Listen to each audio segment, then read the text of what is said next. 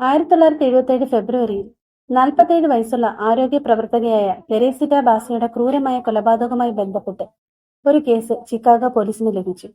എന്നാൽ തെളിവുകളുടെ അഭാവത്തിൽ കേസ് അന്വേഷണം ഇഴഞ്ഞു നീങ്ങിക്കൊണ്ടിരുന്നു. എന്നാൽ പെട്ടെന്നൊരു ദിവസം ഈ കേസിൽ തെളിവുകൾ ഉണ്ടാവുകയും കേസ് തെളിയിക്കപ്പെടുകയും ചെയ്തു. പക്ഷെ കേസിന്റെ തെളിവുകൾ കണ്ടെത്തിയത് ഒരു അത്യപൂർവമായ സംഭവമാണ്. ആ സംഭവം എന്താണെന്നല്ലേ? അതിനെക്കുറിച്ച് വ്യക്തമായി അറിയാനായി welcome back to my channel Mystery busters.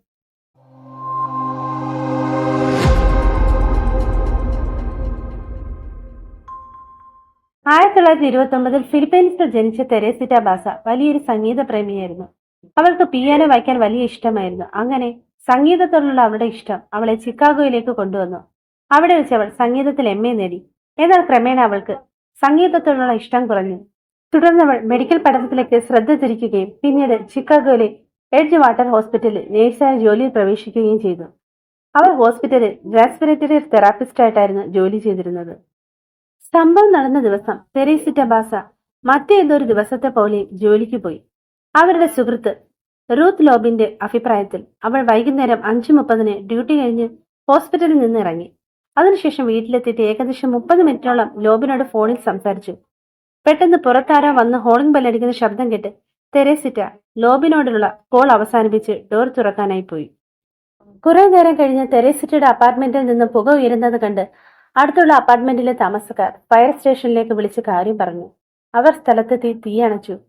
തീയുടെ ഉറവിടം കണ്ടെത്താൻ അവർ നടത്തിയ തെരച്ചിലിൽ തുണിക്കൂമ്പാരത്തിനിടയിൽ നിന്ന് തെരേസിറ്റയുടെ മൃതദേഹം കണ്ടെത്തി.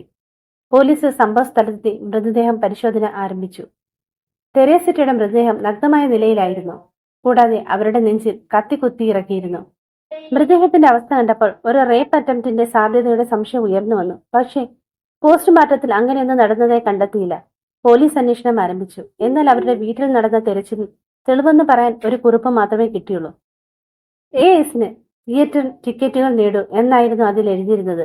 എന്നാൽ AS എന്നത് ഒരു വ്യക്തിയുടെ പേരാണോ അതോ കമ്പനിയുടെ പേരാണോ എന്നതിനെക്കുറിച്ച് വ്യക്തത ഉണ്ടായിരുന്നില്ല. പോലീസ് തെരേസിറ്റയുടെ കുടുംബാംഗങ്ങളെയും സുഹൃത്തുക്കളെയും ചോദ്യം ചെയ്തു. പക്ഷേ കൊലപാതകവുമായി ബന്ധപ്പെട്ട ഒരു സൂചനയും പോലീസിന് ലഭിച്ചില്ല. വളരെയധികം പരിശ്രമത്തിന് ശേഷം പോലീസ് കേസ് അവസാനിപ്പിച്ചു. പോലീസിന് തെരേസിറ്റയുടെ കേസിൽ കൂടുതൽ തെളിവുകൾ കണ്ടെത്താൻ കഴിയാത്തതിനാൽ അവിടെ കേസ് കോൾഡ് കേസ് ഫയലിൽ ഒതുങ്ങി. എന്നാൽ ഏകദേശം 6 മാസം കഴിഞ്ഞപ്പോൾ കേസിനെ സംബന്ധിച്ചൊരു പുതിയ സൂചന ലഭിച്ചു.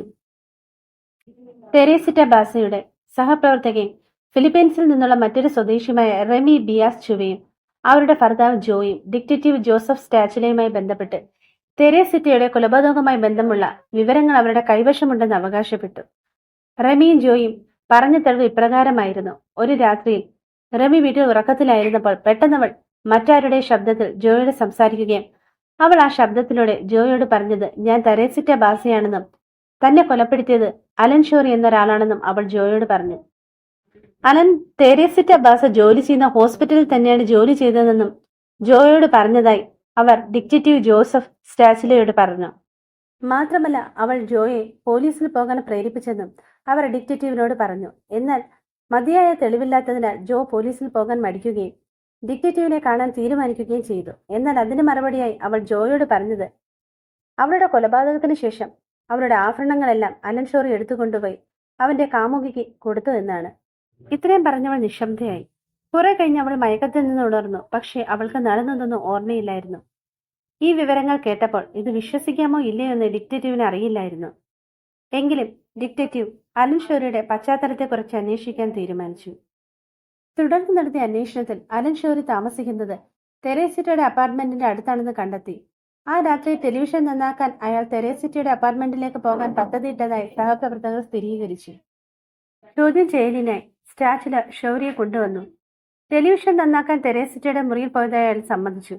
എന്നാൽ TV ശരിയാക്കാനുള്ള ഉപകരണങ്ങൾ തന്റെ പക്കൽ ഇല്ലാത്തതിനാൽ അയാൾ TV ശരിയാക്കാൻ പറ്റാതെ അപ്പോൾ തന്നെ മടങ്ങിയെന്നും അയാൾ ഡിറ്റക്റ്റീവിനോട് പറഞ്ഞു. ഇത് കേട്ട ഡിറ്റക്റ്റീവ് അലൻ ഷോറിയുടെ കാമുകിയെ കാണാൻ തീരുമാനിക്കുന്നു. അവൾക്ക് തന്നെ സഹായിക്കാൻ കഴിയുമെന്ന് ഡിറ്റക്റ്റീവ് വിശ്വസിച്ചു. എന്നാൽ അവളെ കണ്ടപ്പോൾ അവൾക്ക് അലൻ ഷോറിയുടെ മേലുള്ള സംശയങ്ങൾ ഡിറ്റക്റ്റീവിനോട് തുറന്നു പറഞ്ഞു. അലൻ അവൾക്ക് എന്തെങ്കിലും ആഭരണങ്ങൾ തന്നിട്ടുണ്ടോ എന്ന് ചോദിച്ചപ്പോൾ അവൾ പറഞ്ഞത് കൊലപാതകം നടന്ന ഫെബ്രുവരി മാസത്തിൽ വൈകിയ ക്രിസ്മസ് സമ്മാനമാണെന്ന് പറഞ്ഞ് തനിക്ക് കുറച്ച് ആഭരണങ്ങൾ നൽകിയതായി അവൾ ഡിറ്റക്റ്റീവിനെ അറിയിച്ചു. അവളുടെ കൈവശമുള്ള ആഭരണങ്ങൾ തെരേസിറ്റയുടെ കുടുംബാംഗങ്ങളെ കാണിച്ചപ്പോൾ അവയിൽ ചിലത് തെരേസിറ്റയുടെ ആഭരണങ്ങളാണെന്ന് അവർ തിരിച്ചറിഞ്ഞു.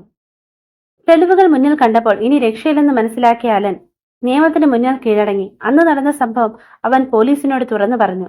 അന്ന് തെരേസിറ്റയുടെ അപ്പാർട്ട്മെന്റിൽ പോയി വന്നതിനു ശേഷം അവളെ കൊള്ളയടിക്കാനുള്ള പദ്ധതി ഇട്ടതായും തിരിച്ചവരുടെ വീട്ടിൽ ചെന്നപ്പോൾ അവർ തന്നെ അകത്തേക്ക് കടത്തിവിട്ടെന്നും വാതിലടയ്ക്കാൻ തിരിഞ്ഞ തെരേസിറ്റയെ പിന്നിൽ നിന്ന് ആക്രമിക്കുകയും അവളുടെ നെഞ്ചിൽ കത്തികുത്തി ഇറക്കുകയും ചെയ്തു.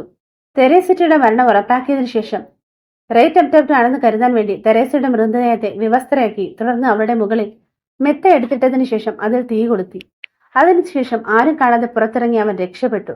അലന്റെ കുറ്റസമ്മതം കേട്ടതിനു ശേഷം അയാളെ അറസ്റ്റ് ചെയ്യുകയും അയാളുടെ മേൽ വിചാരണ നടത്തുകയും ചെയ്തു. 1979 ഫെബ്രുവരി 23 തന്റെ ക്രൂരമായ കുറ്റകൃത്യത്തിന് അയാൾക്ക് കിട്ടിയ ശിക്ഷ 14 വർഷത്തെ തടവ് ശിക്ഷ മാത്രമായിരുന്നു. 1983 അയാൾ പരോളിൽ പുറത്തിറങ്ങുകയും ചെയ്തു. തെരേസിറ്റ ബാസയുടെ കൊലപാതക കേസ് ഇപ്പോഴും ചിക്കാഗോയുടെ ചരിത്രത്തിലെ ഏറ്റവും വിചിത്രവും കൗതുകകരവുമായ കേസുകളിൽ ഒന്നാണ്.